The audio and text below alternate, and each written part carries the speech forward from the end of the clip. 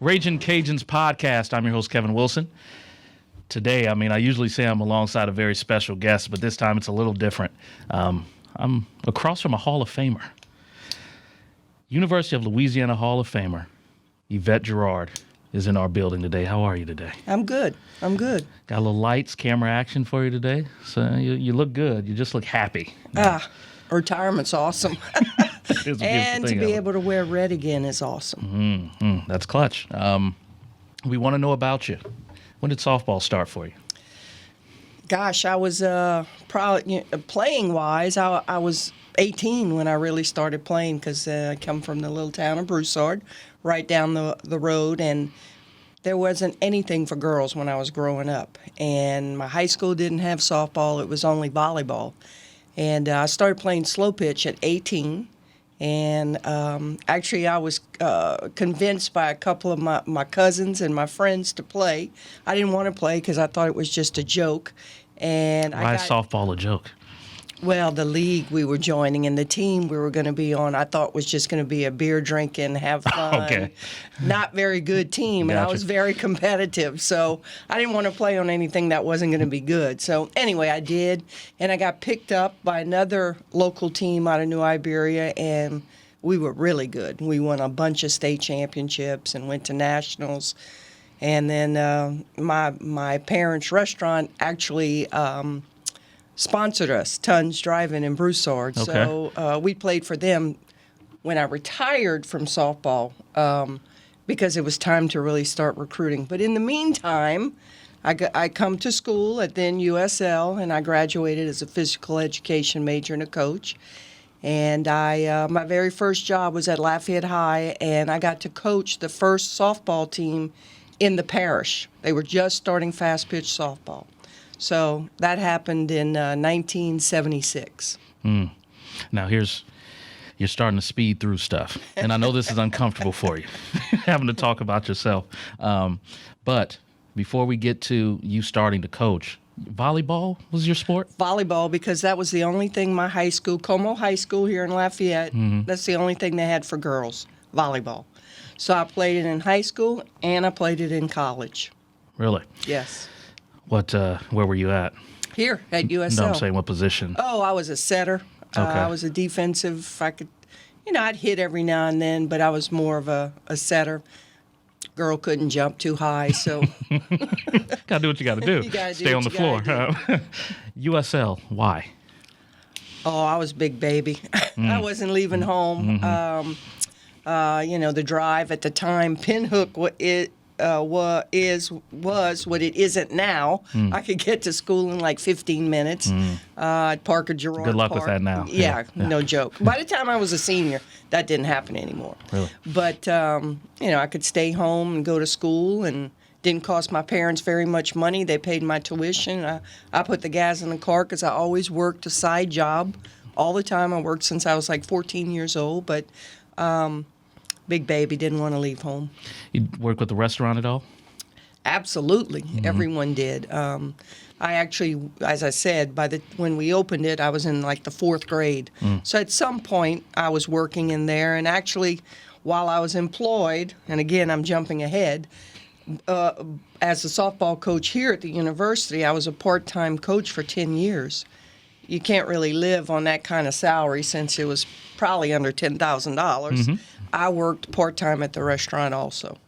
Cooking? Never cooking. Why not? Not a cook. Do you cook now? Yeah, I do cook now. Now you want to cook. Now I want to cook. My mom was a fabulous cook. I mean, we've had our restaurant for 56 years. You do not stay in business in Acadiana if your food is not good. My mom was a fabulous cook, and now I've gotten some recipes, thankfully, and I do like to cook now. Favorite dish from Mom? Oh, let's see. There's a bunch, but she made a green bean casserole that every softball player that played for me always ate and probably went home with that recipe. But she could cook everything. I mean, crawfish etouffee. My dad was a big hunter, so anything he killed, we ate. You gotta eat it, so a lot of roadkill. Not really, but squirrels, rabbits, ducks, fish, everything. Never had squirrel. What's that? Is that a tender meat? It doesn't seem like that's a tender meat. I'm not going to even say it tastes like chicken because I don't really remember what it tastes like, but my mom could make anything taste good. So it had a wild taste to it, but I don't remember. Wild taste? Yeah. Well, like rabbit or duck. But I don't remember eating it too much more as an adult or a teenager. I think it might have been my brother killing all those squirrels, so I'm not sure. So you start softball late, 18. Yeah. Fast forward, you do become the coach at Lafayette High and start that program. What was that like? That was crazy. Again, I'd only played slow pitch. It was all fast pitch. So the first fast pitch game I ever saw was in Beaver Park here in Lafayette. I walked up, and there was a men's league that played fast pitch softball, and I walked up to the fence and thought, that's cool. It's like baseball, but it's a softball. And I watched it, and again, my dad was a huge baseball man. He had played a little semi-pro baseball when they had traveling teams around this area, and every summer we went to Houston to watch, I really date myself, the Colt 45s, who became the Astros. So I was in the old stadium, the Astrodome, and then, of course, the new stadium now. But that was our summer vacation every year because he loved baseball. And I used to watch it with him when it would come on Saturdays with old Dizzy Dean and, all those people. But he always loved TNT, and he loved the Braves because he could watch the Braves almost every night. Got a ton of that, yeah. So you're a physical education teacher and just so happened to start a program at the high school that you're teaching at. And then what happens? How do you get to USL to coach? Is it a phone call or what? You've already done it? Is it something you approached them about? How did that come about? I coached at Lafayette High for 3 years, and then I was moved to elementary school for 6 months and absolutely hated it. Yeah. Sixth grade PE, hated it, didn't Babysitting coach. more than anything. Yes. Yeah. And so then I moved to Como High School, my alma mater, the end of that semester. But by that time, and I got to coach my last high school team there, but by that time I'd come a little bit disillusioned by the whole process because all I wanted to do really was coach. And we had so many people that didn't want to coach that were being forced to coach. And I was moved from Lafayette High, reassigned because the enrollment had dropped and I was the youngest person on the staff. So long story short, I left teaching to go into the family business where I could probably triple my salary. And I did that. The same year, USL calls in, I think it was November, and says, we're starting a softball program and we want you to come in and talk to us. Well, already here, playing volleyball, who had played softball also for me at Lafayette High, were like 4 of my players. So they were begging me to come in and coach the team. I remember the interview. It was with Sherry LaBaugh, and she said, we're going to start a team. You don't have a field. You don't have scholarships. You don't have uniforms. You basically have nothing, but you're going to play this year. And I thought, well, guess next year because you play in the spring. And I looked at her and I said, am I supposed to win? Right. And she said, of course. And I took it. And it was crazy. It was 5 city parks. We never knew where we were playing. I had to tell the players like the day before where the game was. That's the thrill of things. Yeah. Well, it taught me a lot, and so my dad gave me his old truck. That was like my office, so I'd put all the equipment in it. We dragged, that year too, we dragged the field with the truck, but that first year was crazy, and my mom made the first uniforms because we didn't really have any. Women's basketball was discarding their warm-ups. So I grabbed the pants and I brought them home, and she cut them. She put elastic in them and made them baseball pants, softball pants. So and again, I didn't know the game really. I was a slow pitch girl. Fast pitch was not in this area. So I coached it like I thought baseball was coached. Mm-hmm. It's pretty much the same game except the lead and, of course, the pitching. So defense is the same, and as we found out, really now, hitting is all the same, too. Mm-hmm. It wasn't for a long time, but it is now. So I did it for a year. When it was over with, I thought, oh, my gosh, this is just too much, mm-hmm. because We have no field, it's just crazy. And I thought about not doing it. And my mom sat me down and she said, you do not belong in the restaurant business. You belong outside where your passion is coaching and playing and everything else. So I did it for 10 years part-time. I would work at Tons in the morning, and I'd come to USL in the afternoon and have my practices, and coaches around the country would call Tons to schedule games and say, where are you? Because they thought I'd say, Ragin Cajun Athletic Department. No, it was Tons Drive-In. May I help you? Right. Can I take your order, please? And they'd say, can you ship food to me? All around the country. So we were ranked 7th in the country. I had an All-American pitcher in Stephanie Witten-Lotif, and I was still part-time. How many people do you think would take that same opportunity today, having to do all that work from now? Today is so different. Yeah. Everything is just. I know there's still places where you have to do a lot of things, raise money and everything, but nothing to that extreme. And because of Title IX, women don't really have to do that anymore. And then you, that first year, where you admittedly got beat up a bit. In that first year. That is the only losing record in Ragin Cajun softball history. It's so convenient you threw that in before I could. 7-15. We actually had a schedule. I made one real quick.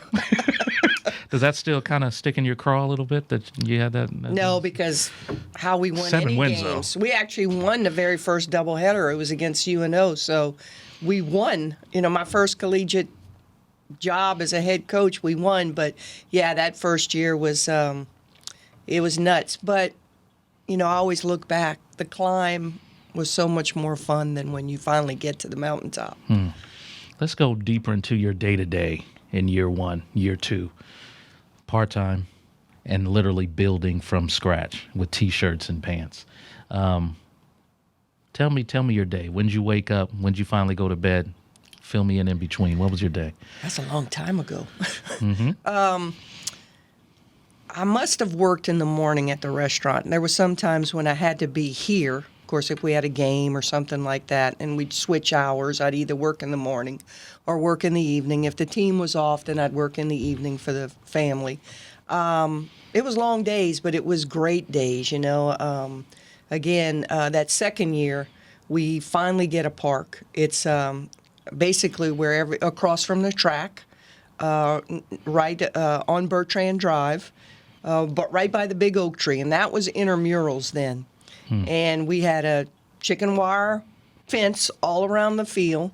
We had a homemade backstop. We had the scoreboard was numbers that you hung on the fence and flipped. And on game days, sometimes intramural softball was going on, and they'd hit the ball in our field, and they'd just walk over the fence and come get their ball. And the funniest story I have, though, is the fans could just drive up to the field and just sit on their cars and watch the game. So that was kind of cool. But our dugout was just a bench. It was just out in the open. There was no enclosure or anything. Yeah. And one day I went to the end of the bench to grab a drink of water. And when I drank it, it was beer. And I thought, what in the world is going on here? Refreshing, but not what I was looking for. Somebody had just set their cup of beer on the bench. And I drank it. I'm not going to say I drank it after the first swallow. I did. But then I came into the administration and said, really, come on. We have to have some kind of dugout. So they enclosed us with some more fence, some more chicken wire That's fence. what we got, yeah. You end up, all in all, 75% win percentage at the university. When did you know this was your calling? I think we just, we got better and better every year. I don't know, I got bitten by the bug. Again, I didn't have any real scholarships. We had one the second year. So it wasn't like I had to recruit a lot because I didn't have any money to offer people. So it was mostly walk-ons or, I was still playing slow pitch, so I would convince people to come and play here. by the time I really got scholarships, and when I said I retired from softball, it was time to start recruiting because we finally had a budget for that. Right. Scholarships, not a budget for recruiting. We never had one. That was always out of my pocket. Staying with friends, bumming off of people, everything was out of my pocket. Really? So good thing you had the restaurant. Good thing I had the restaurant. Good thing I had my family. They donated a lot of things. Wow. I think what goes unnoticed with a lot of winning coaches, especially coaches who have won so much, is how obsessed you have to be with the day-to-day. For you to go from building from scratch to winning every single year mentally, what goes through your mind on the day-to-day when you're coaching? Like, how do you message that to players that we are looking to win every single time we come out? I think you're right. I got bitten by that bug and I became obsessed. Everything I did, I was thinking about the program, how to make it better, how to get better. And in those days, there were no really handbooks for softball. There weren't any tapes. There weren't any conventions. There weren't any clinics. So I got my hands on everything I could find baseball-wise. And I just listened and paid attention, watched Major League Baseball, just tried to learn as much as I could. And, you know, like you said, I think you said it best, you become obsessed. And you sacrifice some of your life for it, you know. So I would say at one point, that's all I was. You know, I didn't take a vacation for 11 years one time. So, and my player said I really needed to take a vacation. You're a little tight, huh? That or Prozac. But so you have to have balance. And for a long time building it, I didn't. But it was a labor of love. And the more success we found, the more the city and the town fell in love with the Lady Cajuns. And it was such a cool story. 3 World Series appearances. How did it feel to take your alma mater, all that pride, up to the highest level of NCAA softball? Well, when we finally started making regionals and we finally hosted, they sent Florida State here like 4 times, and they beat us every time. They were ranked way up, and we came very close. But the first time we had a regional here, the demand for tickets was skyrocketing, and we didn't have any bleachers. We had to rent the Mardi Gras bleachers from the Mardi Gras Association in Lafayette and construct them in center field and left field so that we'd have enough seating capacity. I can remember standing at third base while people were parking at Cajun Field and walking to our field and pinching myself because I was like, look how many people are coming to watch us play. So, and then this, again, that's how the pride in the town started to swell. And they wanted to be just like everything else. When you're winning, everybody wants to be a part of it. But the most influential men in town became very involved in our program. Alfred Lamson, one of them. And he was just a cool cat. He was an oil man in town that everyone knew. He didn't have... I say he didn't have an enemy. I never saw any of his enemies, and he taught me so much. But he made it cool to come to Lady Cajun softball games, and he got the biggest names in town to start coming to watch us play. Herbert Hyman.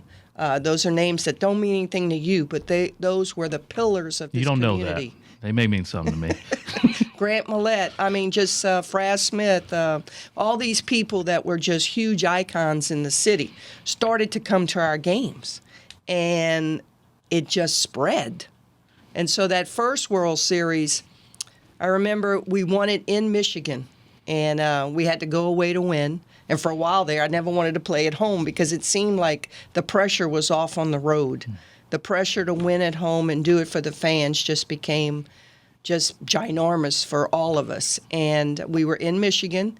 It was going to be a cold, rainy weekend. And of course, we didn't have that kind of attire in our arsenal. We didn't have jackets or anything like that. So Nelson Stokely, who was the head football coach here and who was a very good friend of mine, I went to him and I said, "Can we borrow those big trench coats that y'all wear on the sideline for game days when it's so cold?" And it said USL football with a big old helmet on it. And he said, "Of course." Well, we blew the Michigan fans away because they couldn't believe that the football team would allow us to wear their Support for a their women's coats. program? Exactly. So we won, and there's a picture of us all.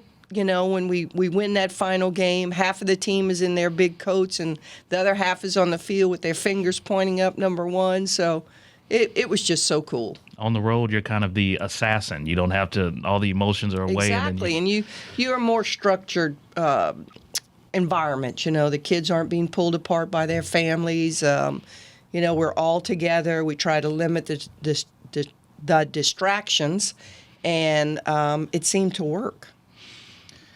The year 2000 was your final season. That's 20 it. years. 20 years strong. We were celebrating 20 years. What happened? Well, LSU had already come after me twice. And the first time I actually went at one point to take the job after 3 job interviews with then Joe Dean, the athletic director. And I actually had told my family I was going to take it. And I was on that campus for 6 hours, and I could never say yes. And I got in my car, and I got on the bridge, Mississippi River Bridge, and I called my mom, and I said, I'm coming home. I did not take that job. The second time around, they hired the assistant coach there, and the third time around, it was strictly money. I had to look out for myself. I couldn't get a raise here. I was still having to raise $85,000 every year to run the program, and I wasn't getting younger. That's a young person's game, to have to raise that kind of money, to have to recruit, to have to do all the things that we had to do. And it was a time in my professional life that I had to make a move, or else I was never going to make a move. And it was the same retirement system. So I got to transfer all of my years.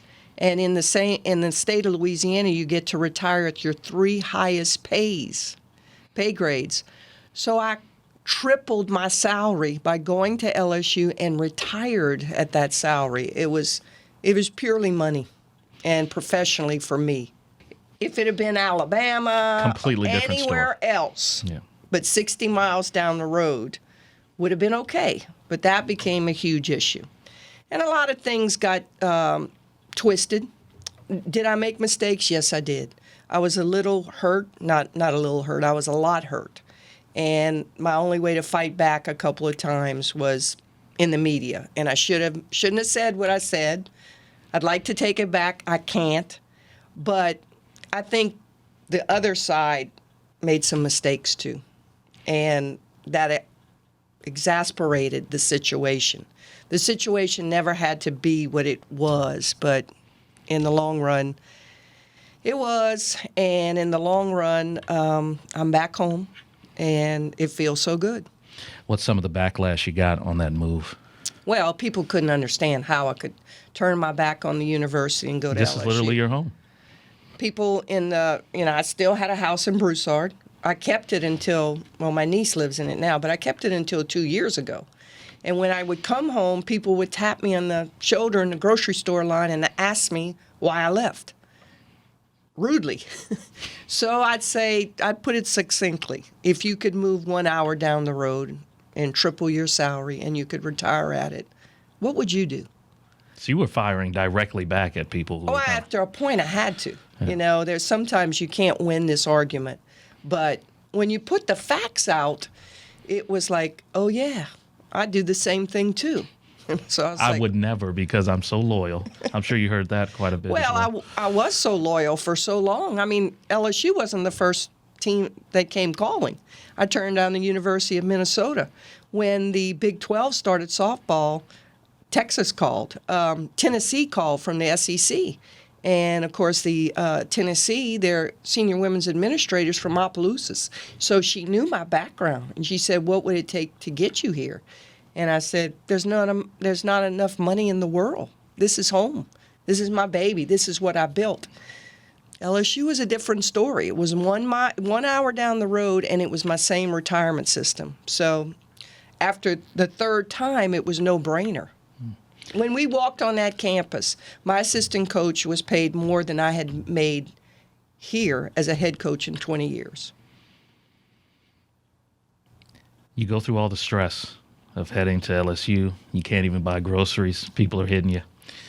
And then just when you're probably starting to get over it a little bit, so a team joins you in the Nationals that same year, your first year as a head coach, and you're face-to-face with the program that you built. What was that feeling like? It was awful. I thought God had a wicked sense of humor. You know, it's the very first regional, they send the Cajuns to LSU. And I'll tell you, that morning I woke up and I puked all over the bathroom the morning that we had to play them. And I had some tremendous senior leaders, and they knew the pressure and I tried my best not to show it to them, tried my best to make it not about me, but of course it got ugly, all that good stuff. And one of my senior leaders came up to me before that game and said, "You don't worry about this. I got the team. We're going to do this. So you do not worry about this at all." And I thought that was incredible. I mean, I had to beat the players I recruited, and had left, and they thought, they were hurt that I left them. And I understand that, and I told them that when I left. I said, when you become an adult, you'll understand. This has nothing to do with you. This is trying to take care of myself in the long run. You're looking at all your former players. Were you off your game? Well, I had a pitcher that was first-team All-American, and she struck out like 13. You're riding that bus. She, You're good. Yeah. she took care of a lot of that for me. Mm-hmm. That sounds like a very, very, very brutal situation. When the staff comes in, some friends that you've made over decades, do you speak to them? Do they speak to you, or do you feel a wall of tension in that situation? Oh, there was a mountain of tension.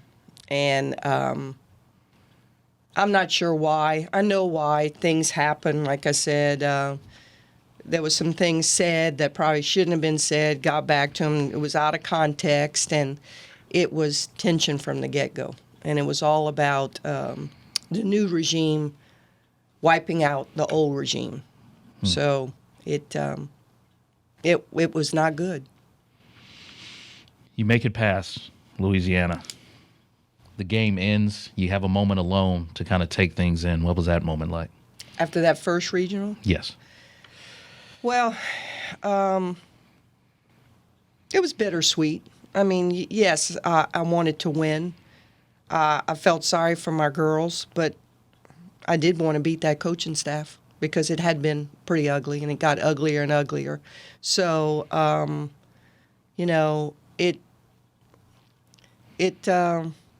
you're excited because you get to take LSU to its first Women's College World Series. They had not gone. So I got to accomplish something else at another university. Take two different universities to the Women's College World Series. So that was pretty cool. History everywhere you go. You end at LSU, well over 500 wins, not even close to 200 losses in your time with LSU. You enjoyed your time there?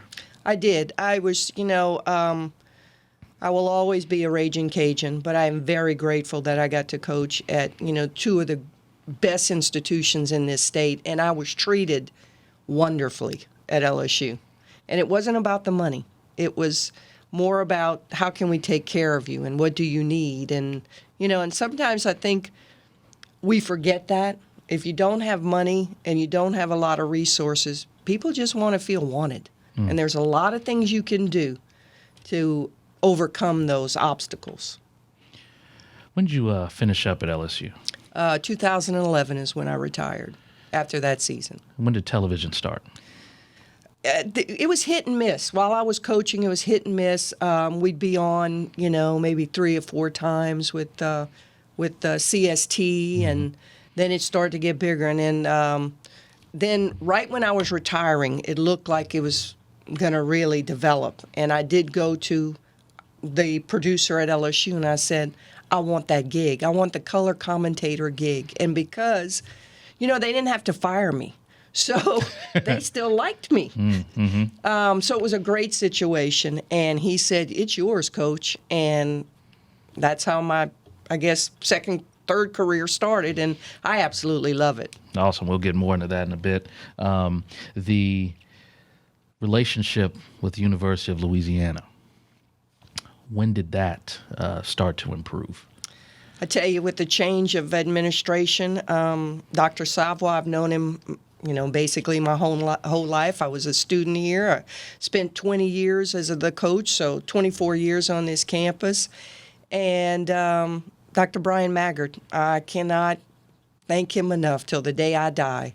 But I think a lot of the fans, the older fans who saw it from the very beginning, not the bandwagon, not the, the Johnny-come-lately fans, but the ones, the foundation of this program, wanted that situation cleared up, and they wanted me to feel like I could come back home. I could not drive down Cajun Dome Boulevard until I was welcomed back.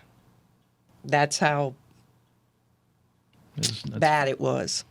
So those two, the fans, I'll never, again, forget them, and I can't thank them enough, but those two administrators made sure that I felt welcome here again, and wow, what they've done since is just mind-blowing. What was that first conversation with athletic director Brian Maggard like?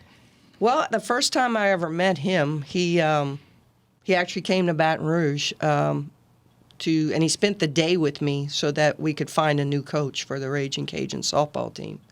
And we went over a lot of names, and I had sent word through someone to the president that I'd be more than happy to help in any capacity I could. And actually, when Dr. Maggard told me the salary, I said, well, maybe I'll come out of retirement. Well, wait a minute. And he said, really? And I said, no, I'm just joking. Because I'd gotten a lot of phone calls when it happened. Why don't you just come back for a year, help kind them. Kind of be the stopgap. Yeah, stopgap, and let them. I said, oh, no. I said, I have been kind of cursed in this whole situation. I take this job, we're going to end up at regionals in Baton Rouge. There is no way. I cannot win. So thankfully, that wasn't his thinking. Right. And from that day on, we have become big buds. So, I must say that Michael Lotief brought me, before those conversations happened with the administrators, Michael Lotief had a meeting with me and, wanted to bury the hatchet. And so... Sort of the start of the olive branch. Start of the good times. Well, you and Dr. Maggard got along pretty well. You end up getting a phone call about Hall of Fame situation. How'd that come about? I'm trying to think now. There's so much that has happened in the span of a year. Who did call me for that? Maybe he did. I'm not sure. It's been a very busy year for Yvette Girouard. Yes, it's been incredible. But, my name had come up and I had been blackballed. Mm-hmm. So that finally, I think that hurdle, when Dr. Maggard and Dr. Savoy cleared that hurdle, my name came up again, and I think, it was automatic. So that was very cool. Very, very cool. A lot of emotions, I'm sure, rose when you go from not being able to ride down Cajun Dome Boulevard to being an inductee into the Louisiana Hall of Fame. So many people that are my lifelong friends here, and that I either grew up with them or I became lifelong friends with them because of softball. But it was surreal. It was. I just wish my mom and dad had been around. They've been gone for a while now, so they took so much pride in what we did here, and they were such a big part of the development in my career. And I know my dad probably really didn't want me to go to LSU. My mom just wanted me to do what was best, but it sure was a lot easier going 15 minutes down the road than to have to cross that bridge to come to a game. So, and of course, this was home for him, but so.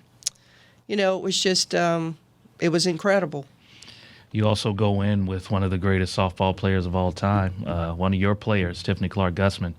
How was that like, seeing her again? She's got a full family now and going into the Hall of Fame with her coach. It was awesome. She was one of those players that kind of made you laugh every day.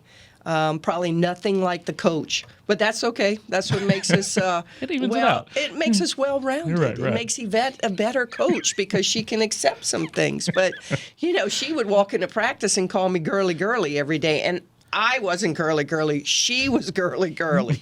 So, and I wrote her pretty good. She tells the story of, she sees her name on the practice list that she has to come talk to me, and she's like, oh gosh, I got to go talk to her. Well, she was skipping bowling class, and I said, what's this deal? And she goes, why? It's a big deal. Bowling's a big deal around here. And I said, no, going to class is a big deal.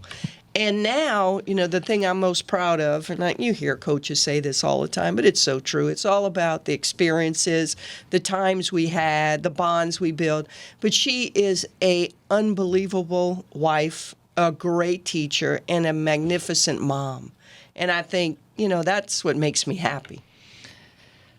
What goes understated is when you are inducted, you are implored to speak.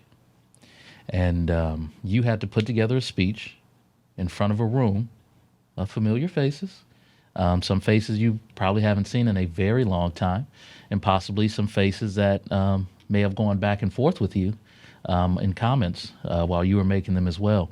How nerve-wracking was that, and what was that experience coming out and speaking to that large group of people? Well, of course, I broke down a couple of times, but I didn't want to say anything, but you did cry. Yeah, it was easy to put together because it's just like I said, it was a labor of love with the team. It was heartfelt, because I have always considered myself just a little Cajun girl from Broussard, and to come back home, to be accepted again, probably was the biggest thing. That it's okay, and did I burn some bridges? Probably, but I guess I didn't burn all of them, thankfully. And my mom always told me, shut your big mouth. So thankfully, I didn't burn all of them. Awesome. I actually interviewed you before your speech. And you're sitting down in one of the suites in the baseball stadium, and you opened up for just about a minute on how important it was. Months later, after you give your speech, I give you a call asking you to please, it's our first year, please come on TV and join us in our inaugural year of softball on the ESPN and CST platforms. Knowing that the university's opening to you, you're getting into TV now, and now you could do it for two of the universities that have done so much for you over the years. How are you feeling about that? It's so cool. Yeah. It's so cool that just, it was my passion in life, softball and coaching and representing two universities. And now that I get to, speak on behalf, and let me say that the coaching staffs at both universities make it so easy for me to do my job. They help me considerably with scouting reports and, just being very open to me and accepting. And so the best part about it is I always love to say, it's not my fault anymore at the end of the game. That's a fact. And I don't have to recruit. So it's just fun. You're in the booth with a good friend of yours, Dan McDonald. Here. Longtime friend. He was a SID here probably the entire time I was here. So we go way back, and we have some great stories, and we have a mutual admiration for each other. The facilities here. You started with chicken wire. You were drinking beer on the third baseline. That is confirmed now. Lamson Park has done it's just gorgeous now. Could you foresee something like this when you were, 1981, looking at going from field to field? Not in 1981, but I could foresee it in the future because every year, at the time it was called Lady Cajun Park, I always tried to add something every year, whether it be benches or plants or just doing something different that people would appreciate it. So, and I was, for 30 years, I had a tape measure in my bag, and I was measuring dugouts and measuring stadiums all over the country and paying attention to Major League Baseball stadiums because, I could foresee that women in one day would play in magnificent ballparks, and we are now. March 15th, 2019. Gloomy day, just rainy. It's an alumni event. Former softball players, some of your old players and friends are back. You throw out the first pitch. You turn around, and there's a field named after you. What in the world goes through your mind when such an amazing thing happens in front of a humongous group of people? I am still in shock. When I got to the ballpark, I went up to the booth to visit with Dan. And, well, before I went up to the booth, let me backtrack. I saw a lot of the first players on the team were there. And some of the biggest names in the program, Kyla Hall, who I still consider to this day the best softball player that I coached in 35 years. She was there. And people flew in, and I thought, God, this is so cool. And it was because we were welcomed back again. Because for about 18 years, those players didn't want to come back either.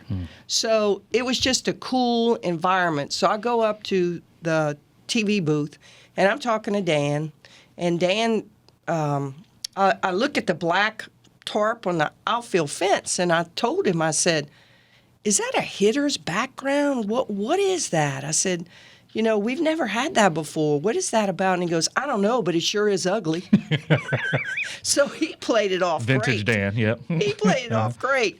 We go down to the field, and I had a jacket on, but I had my old practice T-shirt on underneath, Lady Cajun Softball. That is an original, okay? We all wore those T-shirts every day for practice, and we would not sell them. Only the team could wear them. We had a lot of traditions. The tradition of us started with me. But anyway, I digress.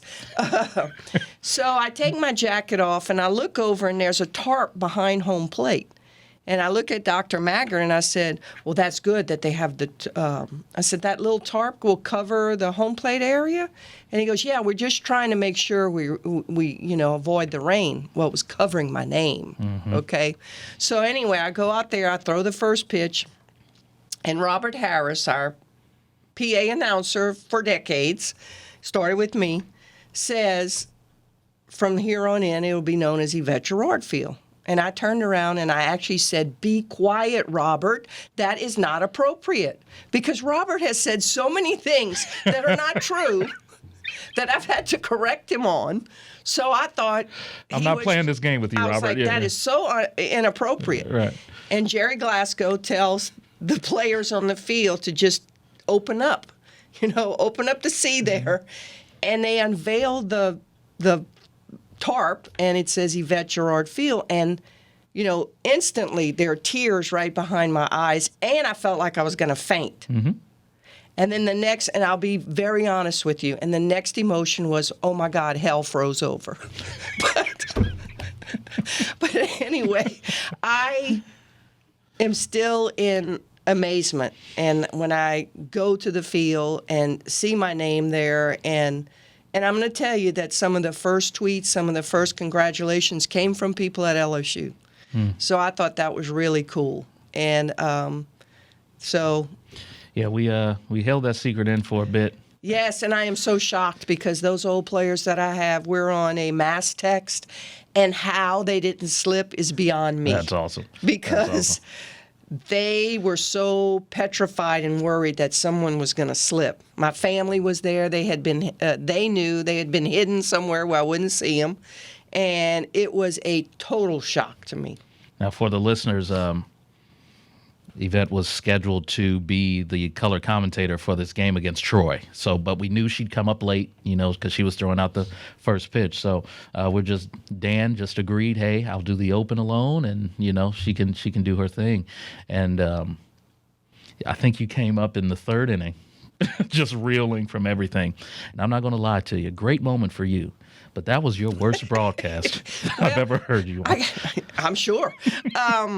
Before I went down, I forgot this. Dan kept saying, take your time. Take your time. Look, I know all your players are here. Take your time. Enjoy. And he said it so many times, though, that I looked at him and said, you don't want me to do this broadcast? Right. You're trying to get me out of here? What's going on? Right. So when I did come up, I met with my family, I met with the team, and I was speechless for 3 innings. I just kept looking at him saying, I can't talk. I can't talk. And you're right, I was pretty useless. Jerry Glasgow, thoughts on him? Unbelievable job. I've gone on record more than once, gotten some tweets from and texts from LSU people saying, what, you're all Ragin Cajun now? But I said last year that he should have been the coach of the year. Who takes a job in November to have to play in February when you don't know the names of your players? You did not get to practice in them with the fall. The fan base is so divided. It's a ugly, nasty situation, and you have to battle so many fronts to do your job. Well, he not only comes in, he takes them to regionals, and he's a game away, innings away from going to super regionals. And look at what he's done this year. So I really wanted Dr. Maggard to hire an ex-Lady Cajun or somebody from the program. I really, really wanted him to do that, and I kept trying to steer him in that direction. But in retrospect, Jerry Glasgow was the absolute answer because he was not from here. He was not invested in any part of it, any side, and he could just come in, and probably it took a male without a lot of emotion. Yes, I said it. But it took a male probably that just came in here and just guns blazing and did his job. And he did a lot of things right, a lot of things. But I think one of them was, he didn't just try to come in and change every swing and do this and do that. He didn't have any time to do that. So it was amazing what he did. And of course, what has happened to him this year is just unbelievably tragic, losing his daughter in that automobile accident and then having to turn around and coach his team, and she was a part of the team. So it's just, he's much, much stronger. I don't know if he thinks he's a strong man, but he's much stronger than he will ever give himself credit for. All the wins, all the victories. 2 different universities that just so happen to be severe rivals. If there was one thing you would take back in that time frame, what would it be? Probably a couple of mistakes I made. I sent out a letter, one letter, apologizing in the letter, but I wish I could have taken that back when I got to LSU. And I think there's a couple of other things, but other than that, I think I handled myself probably as well as anyone could under the circumstance. And I was emotional too. I mean, this was my passion, and for it to be turned on me was hurtful. So I had to get over that too. Greatest achievement over this time frame? I think greatest achievement is all these women are strong women now and graduating, and I absolutely thought that was part of my job. I actually kicked a player off out of practice one time. We had a female sports anchor in town, and my player actually said she didn't think that females should be sports anchors, and I kicked her out of practice because I said, what is this all about? We're fighting for women to be anything that you want to be. And that includes being a terrific mother, terrific wife, if you do nothing else. But I've always been passionate about that because I was a girl pre-Title IX that wasn't allowed to do anything athletically. And God gave me those genes, and I didn't get to really use them. But he gave me a career in coaching that I never envisioned. Ladies and gentlemen, University of Louisiana Hall of Famer, Yvette Girouard, thank you so much for the time. Thank you, Kevin.